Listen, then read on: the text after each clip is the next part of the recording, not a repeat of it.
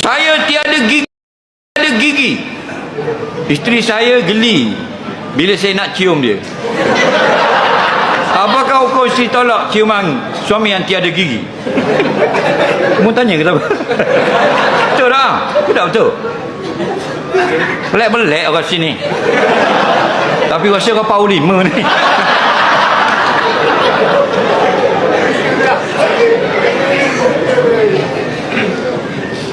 Apa tujuan berkahwin? Litaskunu ilaiha, supaya kamu berseronok, beraman damai, bergembira dengannya. Dengan mana? Dengan pasangan. Okey? Jadi kalau boleh kita belajar menerima pasangan. Faham tak, Ki?